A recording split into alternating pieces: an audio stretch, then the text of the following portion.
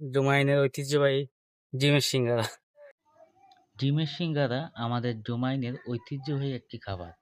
বলা যেতে পারে এটা আমাদের সিগনেচার আইটেম। কয়েক যুগ ধরেই প্রচলিত আছে আমাদের এলাকায় এই খাবারটি। বাইরে থেকে কেউ আসলে অথবা এলাকার বাইরে যারা থাকে তারা যখন এলাকায় আসে সবার আগেই এই ডিমের সিঙ্গারাটা তারা খেয়ে থাকে। অতি সহজেই তৈরি করে আমাদের এখানকার দোকানিরা। আমাদের এলাকায় ৩ থেকে ৪টা দোকান আছে আমাদের বাজারে। প্রত্যেকটা দোকানেই এই ডিমের সিঙ্গারা তৈরি করা হয়। কম বেশি সব দোকানের ডিমের সিঙ্গারার স্বাদই একই রকম। আপনারা এসে টেস্ট করে দেখতে পারেন। দেখেন একদম সহজভাবে তৈরি করতেছে ডিমের সিঙ্গারা, যেটা আমাদের জুমাইন বাজারে আসলেই দেখতে পারবেন। এটা যুগ যুগ ধরে আমাদের জুমাইন এলাকায় এটার জনপ্রিয়তা একই রকমভাবে ধরে রাখছে, যেটা দাম বৃদ্ধি পাইছে কিন্তু এটার যে জনপ্রিয়তা আগে ছিল এখনো সেই একই জনপ্রিয়তা আছে আমাদের এলাকাতে। এই যে এখন ওঠানো হয়ে গেল, দেখা যাচ্ছে একদম ভাজা হয়ে গেছে, খাওয়ার জন্য উপযোগী।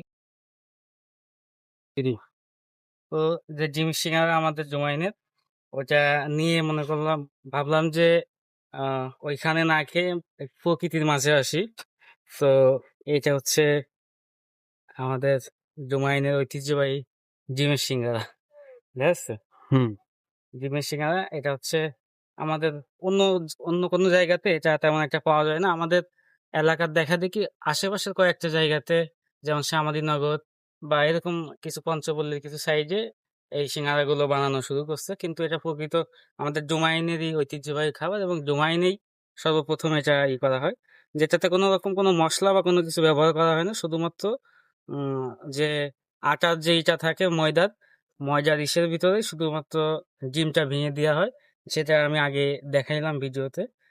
এটা খেতে আহ, আমাদের এলাকার লোকেদের খুবই জনপ্রিয় খাবার।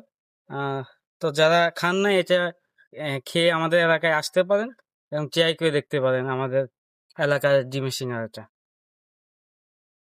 আমরা তো খাই রেগুলারই। আমাদের কাছে যেমন লাগে, আমাদের কাছে ভালোই লাগে, সেরকমই লাগতেছে। তো কাছে